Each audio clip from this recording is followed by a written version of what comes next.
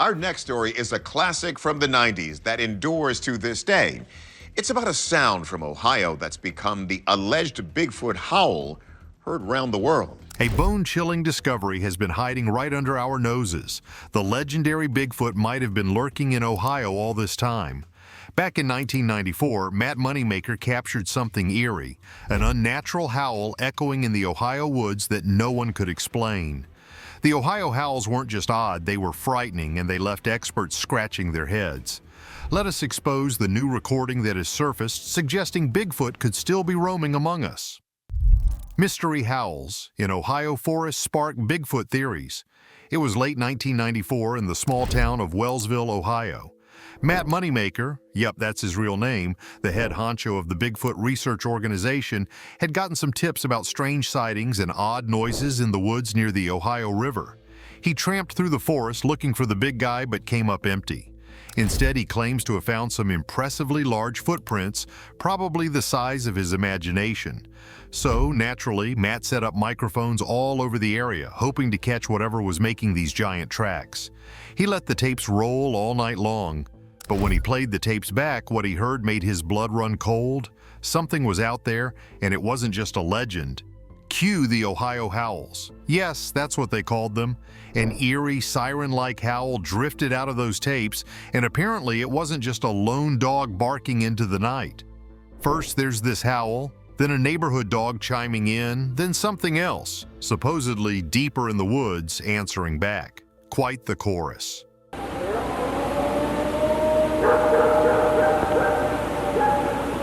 The main sound is loud, repeats 4 times, and spoiler alert, doesn't really follow any obvious pattern.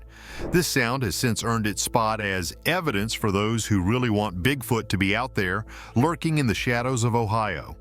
Fast forward a couple of decades to August 2022.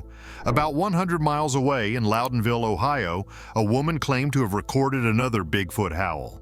This time it was a 2-minute masterpiece, supposedly one Bigfoot calling out to another. Romantic, right? It's like the Bigfoot version of yelling across the neighborhood to find your friend. Now, Dr. Rob Marr, forensic audio expert, he got the honor of analyzing the so-called Ohio Howl spectrogram. It starts low, climbs high, and repeats. No signs of edits or any weird digital tampering. All good there. But what about the popular theory that it's just a mechanical siren? Marr says no. Siren sounds are way too consistent. This howl, though, is all over the place. It's almost like it's alive, which is exactly what the Bigfoot enthusiasts want to hear. The debate about what these howls could be has kept experts and amateurs alike busy for years. And it's not just the sound, it's the whole vibe of the situation. It raises a lot of questions about the integrity of that recording and whether it's really authentic. The deep woods, the mysterious tracks, the eerie howls, it's almost like something out of a horror movie. Ohio might not be the first place you think of when you picture Bigfoot stomping around, but with over 300 sightings, it's definitely not off the radar. It makes you think, what is it about these forests that keeps drawing people and allegedly creatures back? Even the skeptics have to admit there's something intriguing about the whole situation. It's easy to dismiss the recordings as hoaxes or misidentified animal calls, but when experts like Dr. Marr say they can't match the sound to anything known, it makes you pause. Sure, it could be an elaborate prank, but it could also be something genuinely unknown. And in a world where it feels like every corner has been explored and cataloged, that unknown is thrilling. The Ohio Howl has also become a kind of cultural phenomenon. It's not just a piece of evidence for Bigfoot hunters. It's a story that's been passed down, retold, and embellished over the years. People love a good mystery, especially one that involves strange creatures and eerie sounds in the dead of night. The howl has been featured in documentaries, discussed in podcasts, and analyzed in countless forums. It's become part of the folklore, not just of Ohio, but of the wider Bigfoot legend. And then there are the eyewitnesses. The people who claim to have seen Bigfoot in the flesh, who heard the howls echoing through the night and felt that unmistakable chill of fear. For them, the Ohio howls are validation. They're not just imagining things, they're part of a larger phenomenon. It's this personal connection that keeps the legend alive. It's not just about proving the existence of a creature, it's about the stories, the experiences, and the belief that there's still something out there worth discovering. Eerie howls are echoing in Ohio. Let's find out what they could mean. The strange Ohio howls and the search for Bigfoot. Has Bigfoot been hiding in Ohio all along? The evidence is still up for debate. The howls are real, the sightings are frequent, and the mystery remains unsolved. Whether it's a bear, a prank, or something truly unique, one thing is clear. The Ohio Howls have cemented their place in the ongoing saga of Bigfoot lore. And as long as there are dark forests and strange sounds in the night, the legend of Bigfoot isn't going anywhere. All right, folks, buckle up because we're diving into the wild, weird world of Bigfoot hoaxes. And let me tell you, some of these stunts are just begging for a critical and frankly slightly cynical eye. This isn't about convincing anyone Bigfoot is real, it's about peeling back the curtain on some of the most famous so-called sightings and exposing the tricks that made them legends, at least until someone figured out the trickery. No fancy words, no mystical allure, just a brutally honest look at the world's most infamous Bigfoot hoaxes. Picture this: Ohio, January 12, 2020. The scene is Salt Fork State Park, and a couple of hikers, let's call them Nathan and his buddy, are out there armed with cameras and drones. Their plan? Probably just to have a chill hike, maybe capture some nature shots. What do they end up stumbling upon? Rib cages of large animals scattered around, tucked away in the foliage. Creepy, sure, but it's about to get weirder. Because after finding these animal remains, Nathan points his camera towards the trees, and lo and behold, there's a creature. A big, hairy, upright walking creature. The local legend here isn't called Bigfoot, though. It's the Ohio grassman. Supposedly, it builds dens from grass and lives off a steady diet of tall Ohio field grasses, because nothing says apex predator like eating the landscape's equivalent of salad. Anyway, people have claimed to see this grassman for years. It even allegedly killed a German shepherd back in the 70s. Snapped its neck according to some credible reports. The evidence, however, is as flimsy as the name, and this latest 2020 footage does little to change that. It shows a humanoid shape with light-colored hair on its head, wandering around like it's taking a leisurely stroll through the forest. Field researcher Cliff Berman, a regular Bigfoot detective, isn't fazed by the sighting.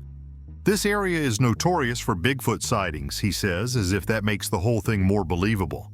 Never mind that this particular part of Ohio also happens to be home to a bunch of exotic animals released in 2011 after the Zanesville massacre. Lions, tigers, and, well, a grizzly bear, among other things. One of those critters, a baby grizzly, was never accounted for. Maybe, just maybe, this grassman is nothing more than a grown-up bear, wandering the woods like it owns the place. Cue the experts. Wildlife biologists step in and pretty much debunk the whole grizzly theory.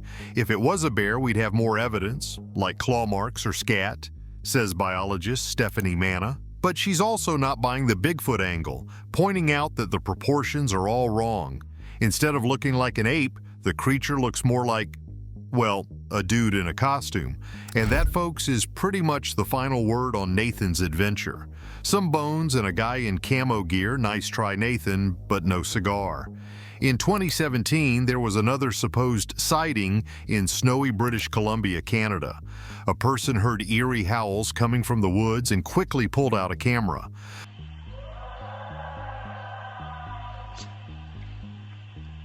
The result was shaky footage showing strange guttural noises. Many hoped it was evidence of Bigfoot, but under closer examination, the claims fell apart. Researchers compared the howls to the famous Sierra sounds recorded back in the 1970s in California. Those sounds were supposedly Sasquatch calls, a mix of grunts, whoops, and other bizarre noises. The howl from British Columbia doesn't match any known animal, but that doesn't mean it's Bigfoot. Forensic analysts point out that there are suspicious gaps in the audio, signs that someone might have doctored the recording. And if you're faking horrifying noises to get a rise out of people, that's basically the classic formula for a hoax. Speaking of horrifying, 20 disembodied feet washed ashore in the Salish Sea over the course of a decade, sparking rumors that maybe a killer Sasquatch was on the loose. But let's be real. More likely, it's a mundane explanation. Maybe something grim but far from paranormal, like bodies from shipwrecks or suicides. Could a Bigfoot be running amok, collecting feet as trophies? Unlikely. Could it be a serial killer? It's possible, but probably not a cryptid. Doug's out walking his dog, Crazy Daisy, great name by the way, when he spots, you guessed it, a mysterious black figure moving through the woods. Took the phone out, gazed the hill, kept looking. According to Doug, this thing looked like an 8-foot-tall gorilla, complete with a shiny silver sheen. He even captured it on video, although surprise, surprise, it's hard to see anything clearly. There's an outline of something, sure, but whether it's Bigfoot or just Doug's imagination is up for debate. Footprints and sounds keep people guessing. Let's check out the clues that even skeptics find hard to ignore. Footprints and wood knocks challenge Bigfoot skeptics. Doug claims he heard wood knocks and saw rocks being thrown. Classic Bigfoot behavior according to enthusiasts, but the experts? They're skeptical.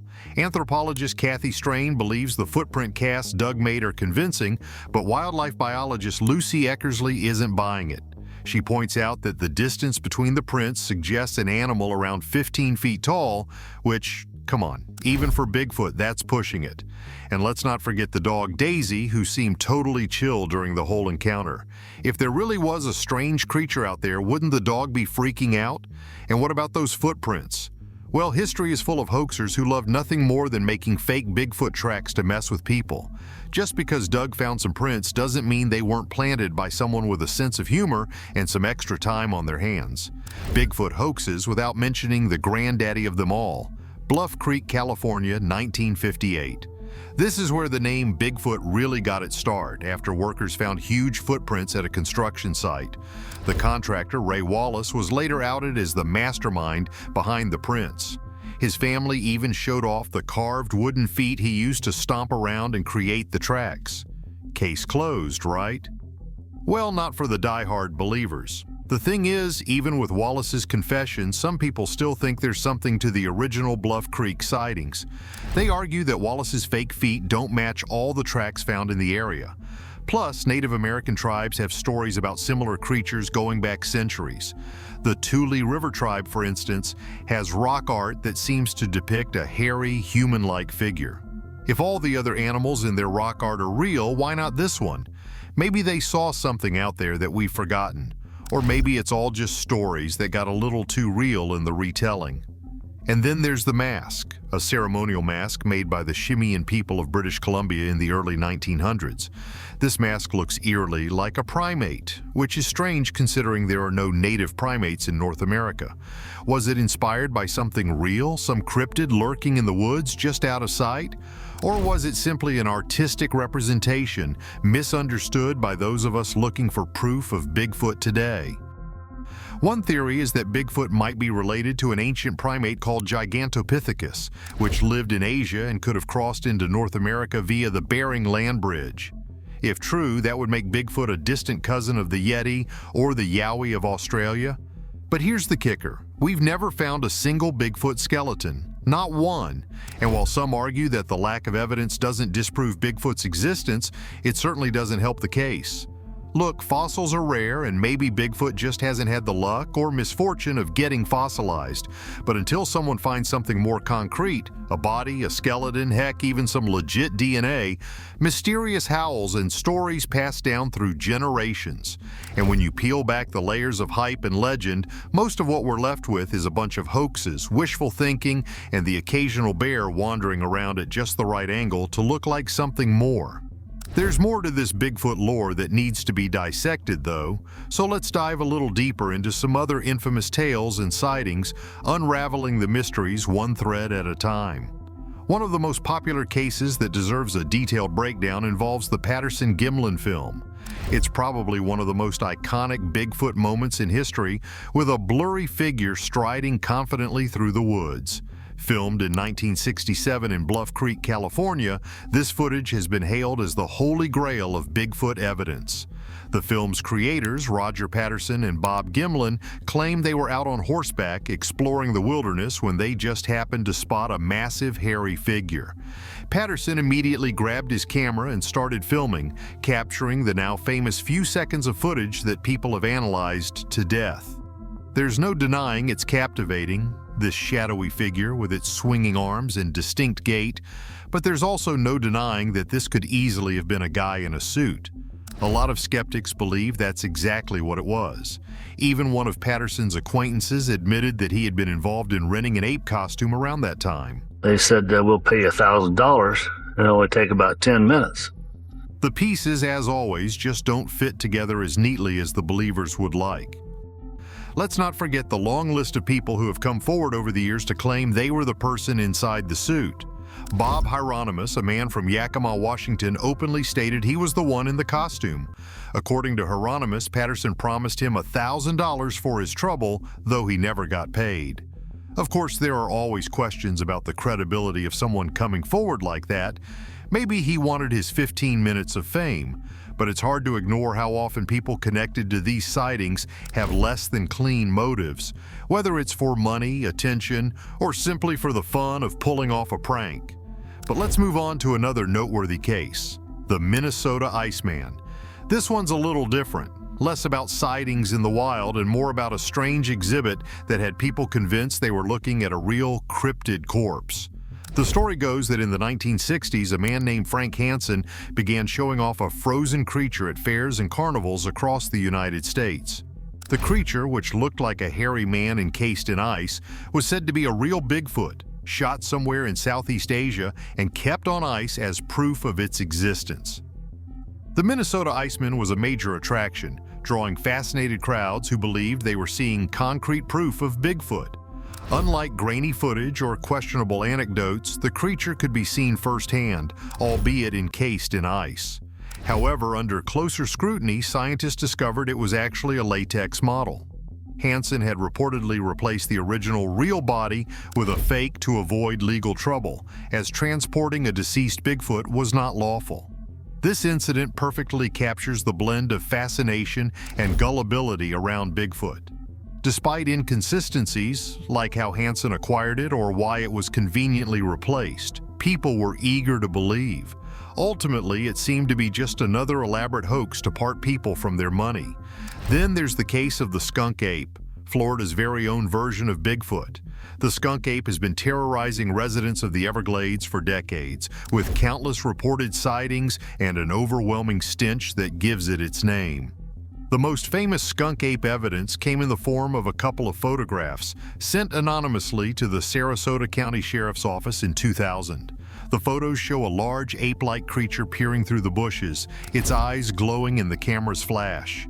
The anonymous sender claimed it was an escaped orangutan, but the Bigfoot community was quick to declare it proof of the skunk ape. Did Ohio's forests harbor Bigfoot all along, or is it just wishful thinking? Leave your opinion in the comments. Don't forget to like and subscribe for more cryptid tales and eerie discoveries.